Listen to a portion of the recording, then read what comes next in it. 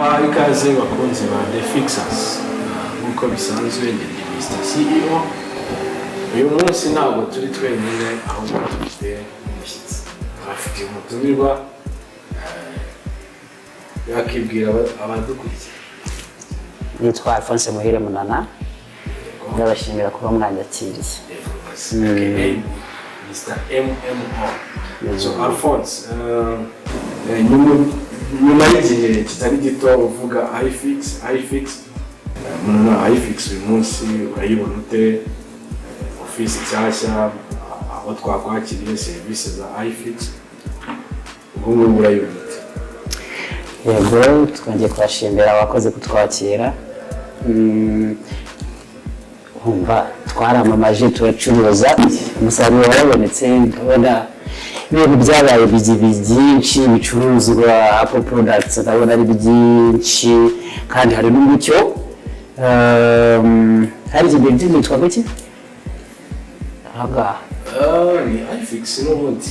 Okay. Gusa turi kuri kamera za iFix. Yego rero uko biri kose ahantu ni hanini ibicuruzwa abakozi byatanze umusaruro ariko ntabwo bitangaje kuko nawe umaze igihe ucuruza haba utarungutse waravuye ku isoko tutanagikorana.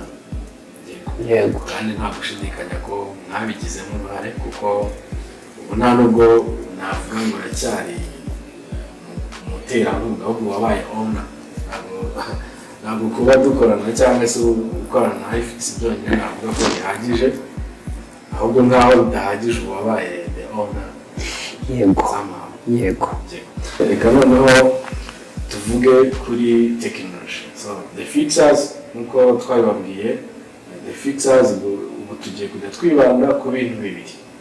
Hari technology cyangwa se tech hub nkuko twabibabwiye, hakaba na tech awareness cyangwa se technology awareness aho tuzatuvuga ibintu runaka bishobora kubangamira nyine imikorere yacu yaba kuri technology cyangwa se n'ibindi byiza turi kunguka muri technology.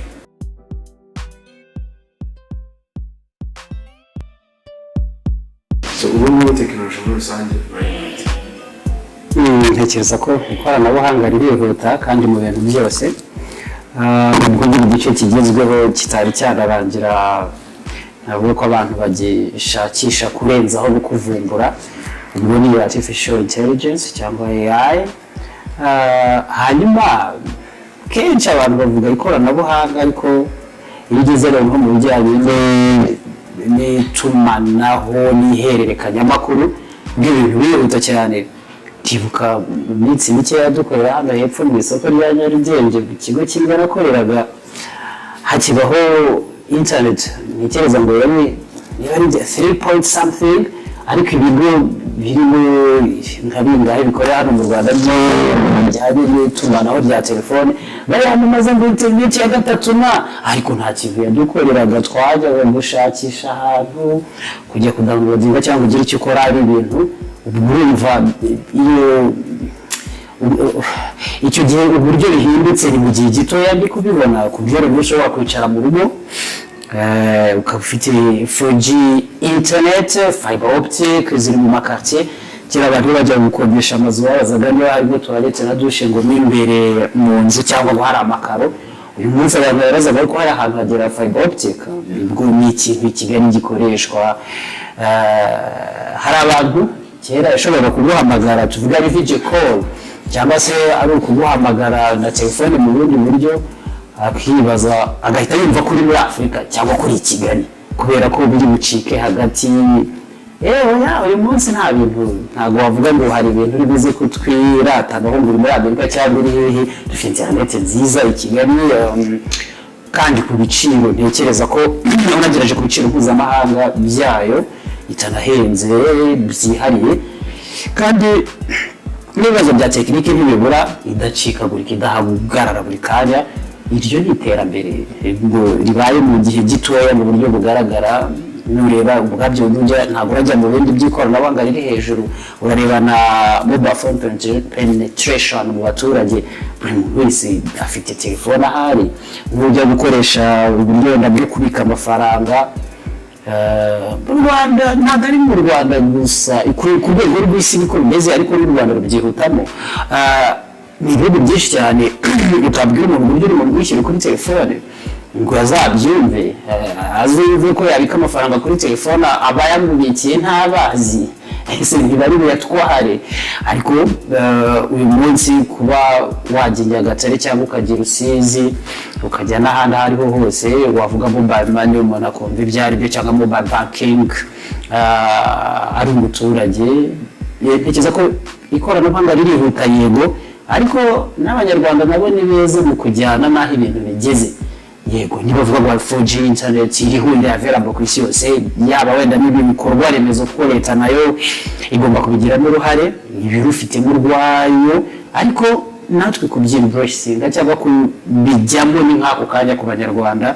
uyu munsi kuba abana biga muri kaminuza cyangwa muri za high schools abantu kuba bashobora kuba bakodesha inzu y'50,000 ariko irimo fiber optic ntekereza ko hari ibintu bimwe abantu bashobora gufata kumva ko ari ibisanzwe ariko muri Afurika yo munsi y'ubutayu bwa Sahara ntabwo bari bisanzwe ikoranabuhanga ririhuta muri byose n'abanyarwanda bakarikurikira koko yego nibyo rwose kandi ibyo abenshi mwabitangira ubuhamya murabibona mu minsi yashize abenshi iyo byanga kubitsa kuri banki byari ukwitwaza agatabo bakagusinyira ukabika kuza amafaranga umuntu yaba yabasha kwigana sinyatire bakaba yajyana bakayamuha ariko byarahindutse kompurite ubu ngubu tekinoloji nyine yarabyoroheje ushobora no kuyakuraho kuri telefone yawe ibyo kandi nta gihe kinini gishize bibaye umuntu wenda tukiri kuri tekinoloji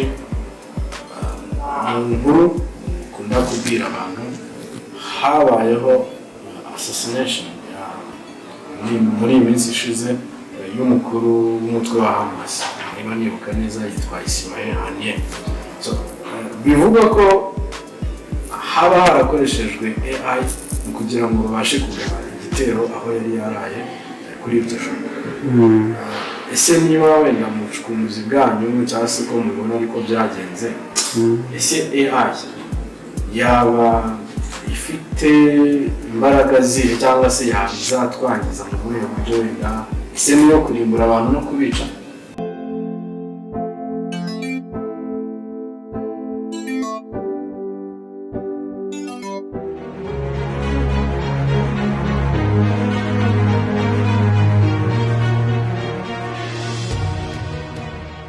Kampani ya iFix ni kampani imaze igihe kirenga imyaka 10 ifasha abanyarwanda ndetse n'abanyamahanga mu kubahereza ibikoresho bijyanye na Apple harimo MacBooks, telefone ndetse n'ibindi bikoresho bya electronics harimo kuzikora ndetse no kuzicuruza.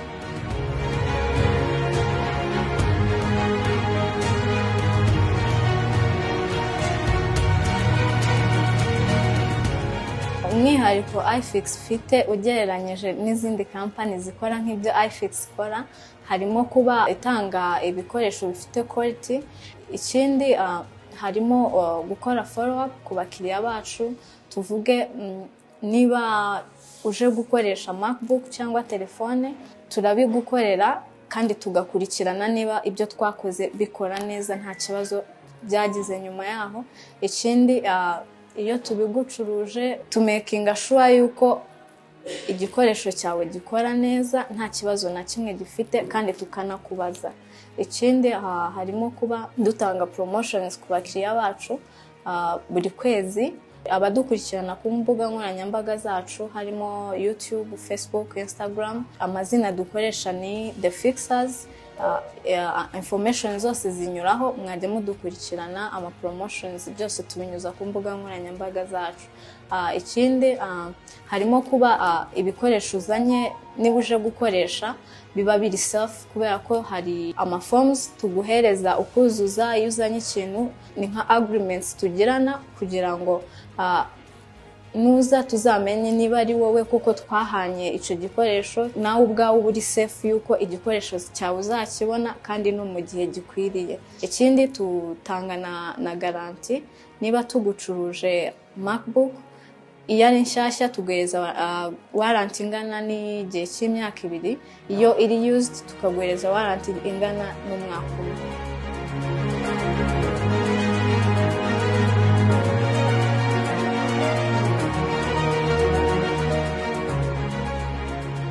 Ushobora kunyura ku mbuga nkoranyambaga zacu cyangwa se aho dukorera ukodaringa ugatanga nka 20% y'amafaranga akenerwa kugira ngo tubone iyo product, hanyuma twebwe tukagutumiriza ayandi ukazayishyura uje gufata product yawe.